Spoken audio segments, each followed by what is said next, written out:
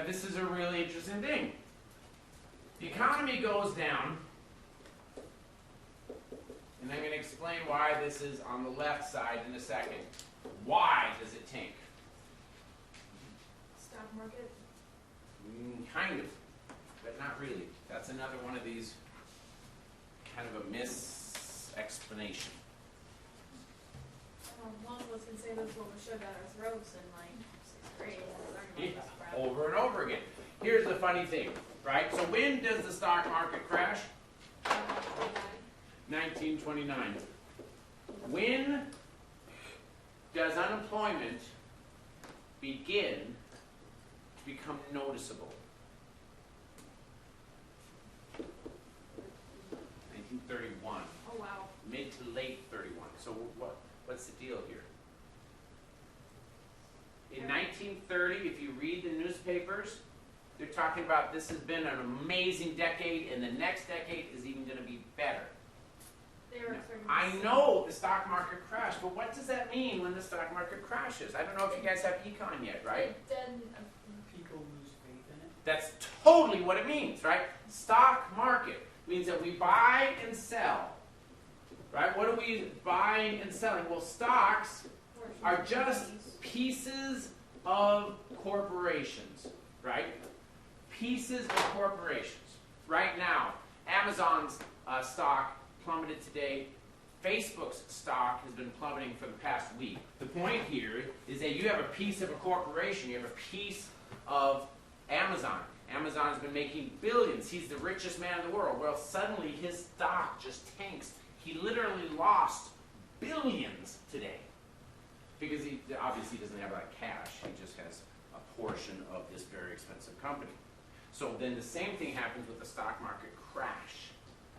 In an era during the 1920s when the economy is booming, you've got lots of corporations that look like they're very, very valuable. If I buy a piece of this company today, next year it's going to go through the roof. My confidence is going through the roof.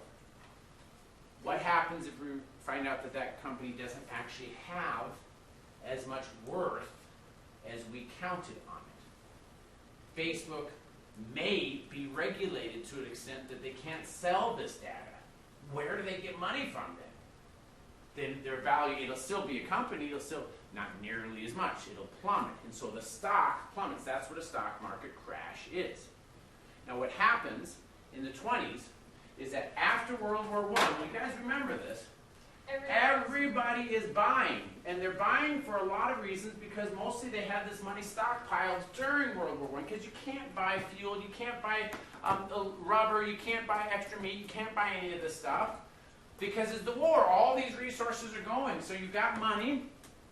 For a short period right after World War 1919, they kind of retool all the factories. And then beginning 1920, you're starting to use and to buy. The more you buy, the better these companies are doing, which means the more people they hire, which means you get more money, right?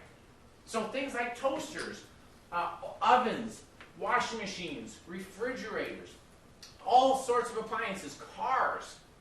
There's a demand for these things. And so the demand is very, very high, not only for these consumer products, but also we are rebuilding Europe. Most of these supplies are coming from the United States. A lot of them are coming from the United States. The demand is equally high. But of course, and I mentioned this right before the last exam, how many toasters do you buy? How many ovens do you buy? How many washing machines do you buy? There's a point where the demand, not because of corruption or greed or any of that type of stuff, it's a very natural plateau.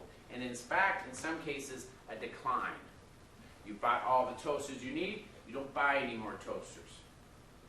And so when it's called a readjustment. When the demand drops, then what's going to happen to your faith in these corporations? It's going to drop as well. They also drop. And that's what happens at the end of 1929. That's why you have the stock market crash. But that doesn't lead to unemployment right away. It just meant that these companies were not worth as much as people thought. Now, the people that are buying and selling pieces of property, they're losing their shirt. Bezos, remember, today lost billions of dollars. Where did that money go to? Did it go into anybody else's pockets? No, it simply disappears. If the company is worth 120 billion and then later it's worth 90 billion, that means 30 billion disappears. It doesn't exist. And so the people that are in stocks, they were hurt. So when you hear about people jumping out of windows, these are not normal Bob, the manufacturer, jumping out of a window. It's a stock guy. And it's that day. Normal Bob, the manufacturer, he does have stock.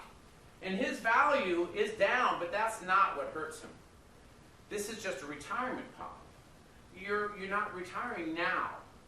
What hurts him is that these companies that lose value are now having to repay the loans that they took based on the value of their company, and a lot of them can't. And so over a period of about 2 years, maybe 3 years, these companies slowly fold. Not only do the companies fold, but what about the banks that were giving them these loans? They also.